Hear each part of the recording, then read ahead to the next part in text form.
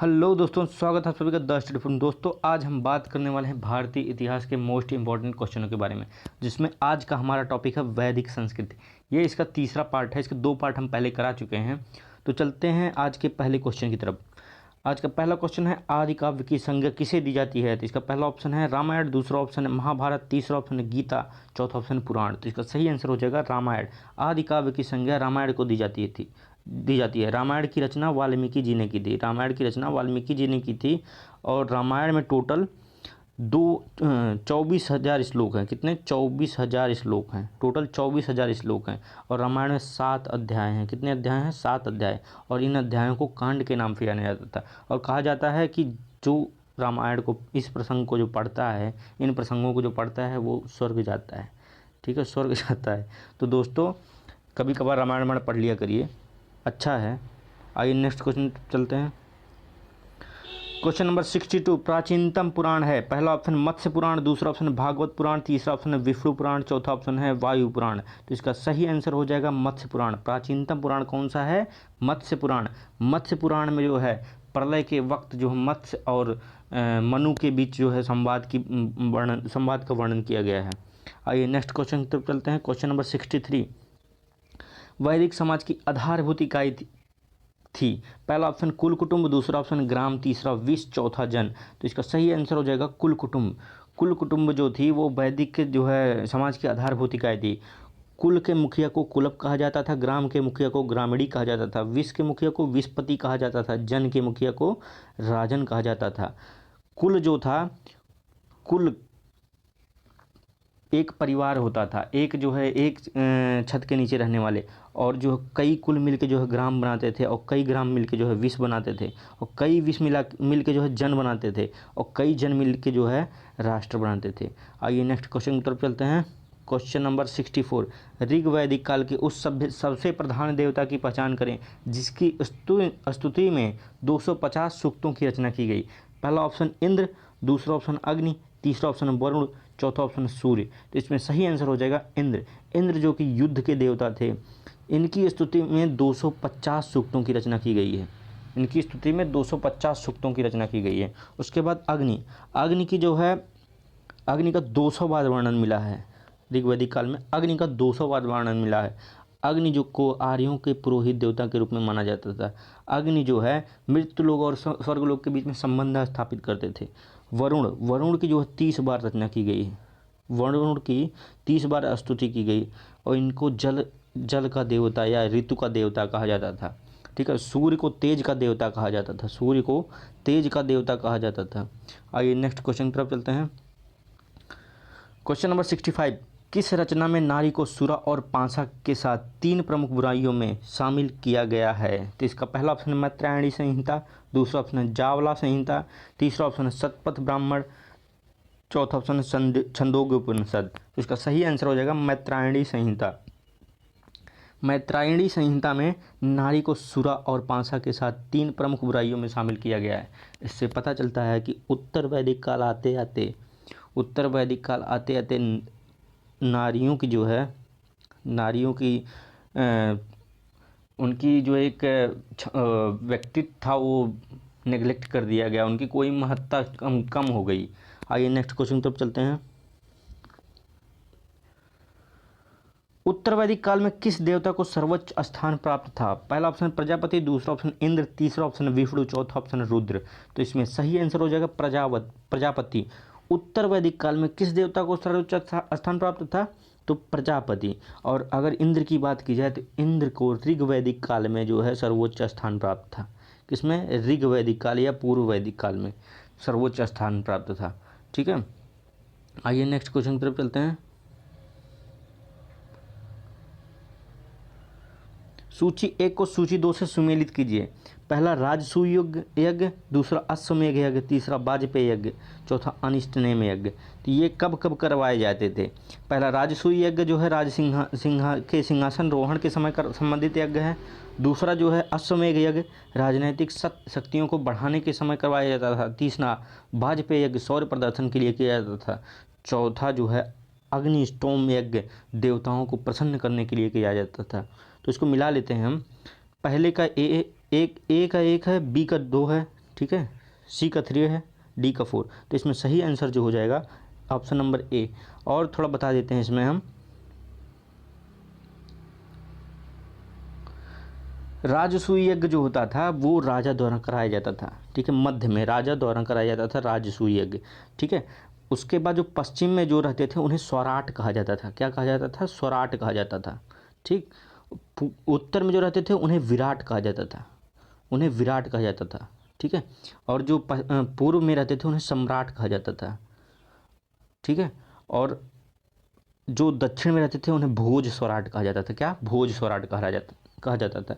राजा जो है राजसूय यज्ञ कराते थे, विराट जो है पुरुष मेघ यज्ञ कराते थे। विराट क्या कराते थे? पुरुष मेघ यज्ञ। और जो स्वराट है वो अश्वमेघ यज्ञ कराते थे। पश्चिम वाले स्वराट जो है अश्वमेघ यज्ञ कराते थे। और सम्राट जो है पूरब वाले वो वाजपेय यज्ञ कराते थे। और भोज स्वराट जो दक्षिण में रहते थे वो सर्वमेघ यज्ञ कराते थे। आइए नेक्स्ट क्वेश्चन की तरफ चलते हैं। क्वेश्चन नंबर 68 है, सूची 1 को सूची 2 से सुमेलित कीजिए। इसमें जो है नदी को प्रेजेंट में किस नाम से जाना जाता है, उस नाम से उससे को मिलाना है। परुष्णी को रावी के नाम से जाना जाता है अभी। सुतात्री को सतलज नाम से जाना जाता है। अस्किनी को जो है चिनाब नाम से जाना जाता है। विपाशा को व्यास नाम से जाना जाता है। विपाशा को व्यास नाम से जाना जाता है। और बता देते हैं, फदा नीरा को गंडक के नाम से जाना जाता है। गोमती को गोमल के नाम से जाना जाता है। कुभा को जो है काबुल के नाम से जाना जाता है। वितस्ता को झेलम के नाम से जाना जाता है। तो इसका सही टिक लगा देते हैं। परुष्णी रावी ए का 1, बी का जो है सुताद्री सतलज 2, अस्किनी चिनाब 3, व्यास। तो इसका ऑप्शन नंबर ए सही हो जाएगा। आइए नेक्स्ट क्वेश्चन की तरफ चलते हैं। क्वेश्चन नंबर 69, संस्कारों की कुल संख्या कितनी है? तो इसमें पहला ऑप्शन 14, दूसरा 15, तीसरा 16, चौथा 18। तो इसका सही आंसर हो जाएगा 16। कुल कितने संस्कार हैं? 16। मनु संहिता में लिखा गया है कुल कितने संस्कार हैं? 16 संस्कार। 4 वर्ण और 4 आश्रम हैं, ठीक है। और 16 संस्कारों के नाम बता देते हैं हम। पहला है गर्भाधान, दूसरा है पुंसवसन, तीसरा है सीमंदोनयन, चौथा है जातकर्म, पांचवा नामकरण, छठा निष्क्रमण, सातवां अन्नप्राशन, आठवां चूड़ाकर्म, नौवां विदारण, 10वां कर्णवध कर्णभेद, ठीक है। और 11वां यज्ञोपवीत, 12वां वेदारंग, 13वां जो है केशांत, 14वां समावर्तन, 15वां जो है विवाह, और 16वां जो है वो अंत्येष्टि है। तो स्टार्टिंग से लेके एंड तक पूरा जितने भी कर्म होते हैं सब इसमें बताया गया है। आइए नेक्स्ट क्वेश्चन की तरफ चलते हैं। 3 ऋण में शामिल नहीं है, कौन कौन से 3 ऋणों में शामिल नहीं है कौन? तो इसमें पहला ऑप्शन है देव ऋण, दूसरा पितृ ऋण, तीसरा ऋषि ऋण, चौथा मातृ ऋण। तो इसका सही आंसर हो जाएगा मातृ ऋण। इससे भी पता चलता है कि उस समय महिलाओं की स्थिति जो थी वो बहुत कमज़ोर थी, ठीक, बहुत ख़राब थी, ठीक है। यहाँ पे 3 ऋण में केवल देव ऋण, पितृ ऋण और ऋषि ऋण माना जाता था। मतलब इन्हीं तीनों का, देवता और पिता और ऋषि, इन तीनों का महत्व था, लेकिन माता का महत्व ज़्यादा नहीं था। आइए नेक्स्ट क्वेश्चन की तरफ चलते हैं।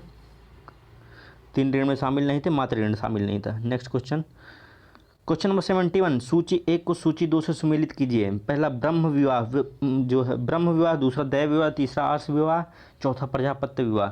ये कैसे कैसे होते थे उनको सुमेलित करना है। ब्रह्म विवाह जो होता था वो समान वर्णों के या समान जातियों के बीच होता था। दैव विवाह पुरोहित का या उनके जो परिजात स्त्री होती थी उससे होता था, ठीक। आर्ष विवाह जो होता था मूर्त के रूप में, जो है किसी कोई कन्या होती है उनके मूल्य के रूप में, जो है अगर हम बैल या गाय चुरा के लाते हैं तो उससे जो विवाह होता था उसे आर्ष विवाह कहते थे। और जो प्रजापत्य विवाह होता था वो क्या होता था? बिना दहेज के होता था, उसे प्रजापति विवाह कहते थे। तो आइए ऑप्शन मिला लेते हैं। ब्रह्म विवाह ऑप्शन 1 का 1 समान वर्णों में। दैव विवाह पुरोहित की पारिश्रमिक में मिले कन्या के साथ विवाह, ठीक है। दूसरा आर्ष विवाह कन्या के मूल्य के रूप में एक जोड़ी गाय बैल चुराकर, आर्ष विवाह। प्रजापत्य विवाह बिना दहेज का विवाह। तो इसका सही आंसर हो जाएगा ऑप्शन नंबर ए। आइए नेक्स्ट क्वेश्चन तरफ चलते हैं। क्वेश्चन नंबर 72 है, सूची 1 को सूची 2 से सम्मिलित कीजिए। इसमें भी देखो विवाह का जो है वो मिलाना है। गंधर्व विवाह, असुर विवाह, राक्षस विवाह, पैशाच विवाह। गंधर्व विवाह जो होता था वो प्रेम प्रसंग, प्रेम के कारण जो प्रेम विवाह होता था उसे गंधर्व विवाह कहते थे। असुर विवाह, असुर विवाह में कन्या को खरीद कर जो विवाह किया जाता था उसे असुर विवाह कहते थे। राक्षस विवाह, राक्षस विवाह में किसी पराजित किए गए राज्य या उसकी की कन्या या जो है किसी कन्या, ऐसी कन्या जो जिसका अपहरण किया गया उससे शादी करना राक्षस विवाह कहलाता था। पैशाच विवाह, सोई हुई कन्या या फिर जो है जिसकी मानसिक स्थिति खराब हो उससे विवाह करने पे जो है पैशाच विवाह कहा जाता था। तो इसको मिला लेते हैं, ए का 1, बी का 2 है 2, सी का 3 और डी का 4। इसका ऑप्शन नंबर ए सही आंसर हो जाएगा। आइए नेक्स्ट क्वेश्चन की तरफ चलते हैं। क्वेश्चन नंबर 73 है, ऋग्वैदिक काल से संबंधित मृदभांड संस्कृत है। पहला गेरुवर्णी, दूसरा चित्रधूसर मृदभांड, तीसरा जो है ए और बी दोनों, चौथा इनमें से कोई नहीं। तो ऋग्वैदिक काल में जो है, ऋग्वैदिक काल में गेरुवर्णी मृदभांड का प्रयोग किया जाता था। किसका? गेरुवर्णी मृदभांड का प्रयोग किया जाता था। और उत्तर वैदिक काल में चित्रधूसर मृदभांड का प्रयोग किया जाता था। उत्तर वैदिक काल में चित्रधूसर और गेरुवर्णी का जो है वो ऋग्वैदिक काल में। आइए नेक्स्ट क्वेश्चन तरफ चलते हैं। क्वेश्चन नंबर 74, प्राचीनतम विवाह संस्कारों का वर्णन करने वाला विवाह सूक्त किस में पाया जाता है? ठीक है, विवाह सूक्त किस में पाया जाता है? पहला ऑप्शन ऋग्वेद में, दूसरा ऑप्शन है यजुर्वेद में, तीसरा ऑप्शन है सामवेद में, चौथा ऑप्शन है गृह सूत्र में। तो इसका सही आंसर हो जाएगा ऋग्वेद में। ऋग्वेद के 10वें मंडल में, ऋग्वेद के 10वें मंडल में उसके 50वें सूक्त में, 85वें सूक्त में जो है 85वें सूक्त में विवाह संस्कार का वर्णन मिलता है। आइए नेक्स्ट क्वेश्चन की तरफ चलते हैं। क्वेश्चन नंबर 75, ऋग्वेद में अघन्य वध योग्य नहीं शब्द का प्रयोग किसके लिए किया गया है? पहला ब्राह्मण, दूसरा गाय, तीसरा स्त्री, चौथा पुरोहित। इसका सही आंसर हो जाएगा अघन्य वर्ण जो है वो गाय के लिए प्रयोग किया गया है। ठीक है, आइए नेक्स्ट क्वेश्चन तरफ चलते हैं। क्वेश्चन नंबर 76, ऋतु प्राकृतिक संतुलन स्थापित करने के कारण किस वैदिक देवता को ऋतस्य गोपा के नाम से जाना जाता था? पहला इंद्र, दूसरा वरुण, तीसरा सूर्य, चौथा जो है विष्णु। तो इसका सही आंसर हो जाएगा वरुण। वरुण को ऋतस्य गोपा के नाम से जाना जाता था। ये जल के देवता भी थे। वरुण जो है जल के देवता भी थे और ऋतु के देवता भी थे। और वरुण जी जो है वो सत्य का प्रतीक व न्यायी देवता थे। वरुण जो है सत्य का प्रतीक और न्यायी देवता थे। आइए नेक्स्ट क्वेश्चन की तरफ चलते हैं। क्वेश्चन नंबर 77, सूची 1 को सूची 2 से सुमेलित कीजिए। पहला ऑप्शन है संग्रहित, दूसरा ऑप्शन है भागदूत, तीसरा छता छत्री, चौथा अवच्छाप। ये मतलब क्या क्या कौन कौन कैसे होते थे उनका बताया गया है। संग्रहित जो होते थे वो कोषाध्यक्ष होते थे। संग्रहित जो होते थे ऋग्वैदिक काल में वो कोषाध्यक्ष होते थे। भागदूत जो होते थे वो कर संग्रहकर्ता होते थे। कर संग्रहकर्ता मतलब कर बटोरते थे। छता छत्री जो होते थे वो पासे के खेल में राजा की सहायता करने वाले छता छत्री होते थे। और अक्षवाप जो होते थे वो राजा के रक्षक होते थे या प्रतिहारी होते थे। अवच्छाप जो होते थे राजा के रक्षक या प्रतिहारी होते थे। ठीक है, आइए इनका मिलान कर लेते हैं। संग्रहित कोषाध्यक्ष, भागदूत कर संग्रहकर्ता और छता छत्री जो है पासे के खेल में राजा के सहायक, प्रतिहारी अक्षवाप जो है प्रतिहारी। तो इसका ऑप्शन नंबर ए सही आंसर हो जाएगा। आइए नेक्स्ट क्वेश्चन की तरफ चलते हैं। क्वेश्चन नंबर 78, 3 क्रमों पगों में तीनों लोगों को माप लेने के कारण किसे उपक्रम कहा गया? इसका पहला ऑप्शन है सूर्य, दूसरा सावित्री, तीसरा ऑप्शन है मित्र, चौथा ऑप्शन है विष्णु। तो इसका सही आंसर हो जाएगा विष्णु। विष्णु जी ने जब वामन रूप धरा था तब राजा बलि को जो है, राजा बलि बहुत दानी राक्षस था। ठीक है, राजा बलि को जो है उन्होंने 3 पगों में, राजा बलि के पूरी पृथ्वी पर उसका तीनों लोगों में उसका वो कब्जा था। 2 जो है पग में पूरा जो है पूरा तीनों लोक नापे थे और तीसरे पग में जो है राजा बलि को नाप लिया था। ठीक है, तो यही विष्णु जी है, इन्हें उपक्रम कहा गया। ठीक है, या वामन रूप में लिए थे। आइए नेक्स्ट क्वेश्चन तरफ चलते हैं। क्वेश्चन नंबर 79 है, गायत्री मंत्र की रचना किसने की? तो पहला ऑप्शन वशिष्ठ, दूसरा ऑप्शन विश्वामित्र, तीसरा ऑप्शन इंद्र, चौथा ऑप्शन परीक्षित। तो गायत्री मंत्र की रचना जो है विश्वामित्र जी ने की थी। किसने की थी गायत्री मंत्र की रचना? विश्वामित्र जी ने की थी। गायत्री मंत्र में टोटल 24 अक्षर शब्द हैं, 24 शब्द या अक्षर हैं। ठीक है, और इसमें तीन तीन के जो है भाग बांटे गए हैं। 8 अक्षर जो है 8 के जो है 3 भाग हैं। 8 अक्षरों के 3 भाग हैं। ठीक है, 3 चरण हैं। 8 अक्षरों के 3 चरण हैं। ठीक, और ये जो तीसरे मंडल में ऋग्वैदिक काल के 3rd मंडल में। आइए नेक्स्ट क्वेश्चन की तरफ चलते हैं। क्वेश्चन नंबर 80 है, सूची 1 को सूची 2 से मिलान कीजिए। अब यहाँ पे देवताओं की बात की गई, जैसे पूफड़ किस चीज़ के देवता थे, रुद्र किस चीज़ के देवता थे, धव किस चीज़ के देवता थे, अदिति किस चीज़ की देवता थी। तो इस यहाँ पे पूफड़ जो है पशुओं के देवता थे, पूषण पशुओं के देवता थे, ठीक। रुद्र अनैतिक आचरण के देवता थे, रुद्र जो है अनैतिक आचरण के देवता थे, ऋग्वैदिक काल में कहा गया है, ठीक। धव आकाश के देवता थे, धव आकाश के देवता थे, ठीक। और अदिति जो देवताओं की माता थी, अदिति देवताओं की माता थी, ठीक। तो इसका मिलान कर लेते हैं। पहला पूफण ए, दूसरा रुद्र अनैतिक, तीसरा जो है धव आकाश, चौथा जो है अदिति देवताओं की माता। तो इसका सही आंसर हो जाएगा ऑप्शन नंबर ए। आइए नेक्स्ट क्वेश्चन तरफ चलते हैं। क्वेश्चन नंबर 81, अवेस्ता और ऋग्वेद में समानता है। अवेस्ता किस क्षेत्र से संबंधित है? पहला भारत से, दूसरा ईरान से, तीसरा इजराइल से, चौथा मिस्र से। इसका सही आंसर हो जाएगा अवेस्ता जो है ईरान से संबंधित है। अवेस्ता या जिंद अवेस्ता, इसे जिंद अवेस्ता के नाम से भी जाना जाता है।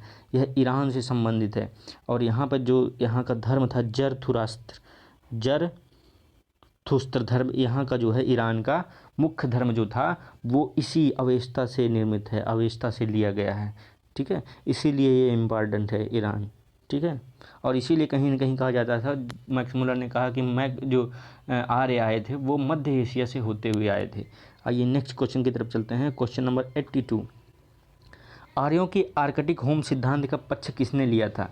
तो पहला ऑप्शन है पार्जिटर, दूसरा ऑप्शन AC दास, तीसरा BG तिलक, चौथा जैकोबी। इसका सही आंसर हो जाएगा BG तिलक। आर्यों के आर्कटिक होम या उत्तरी ध्रुव से जो आने के पक्ष में कौन थे? BG तिलक जी थे, बाल गंगाधर तिलक जी। आइए नेक्स्ट क्वेश्चन तरफ चलते हैं। तो दोस्तों आज का वीडियो यहीं पे समाप्त होता है। उम्मीद करते हैं वीडियो आपको पसंद आई हो, तो वीडियो को लाइक करिए, शेयर करिए, कमेंट करिए और चैनल को सब्सक्राइब कर दीजिए। बेल आइकन की बटन ज़रूर प्रेस कर दीजिए ताकि नए अपडेट्स आपको मिलते रहें। धन्यवाद।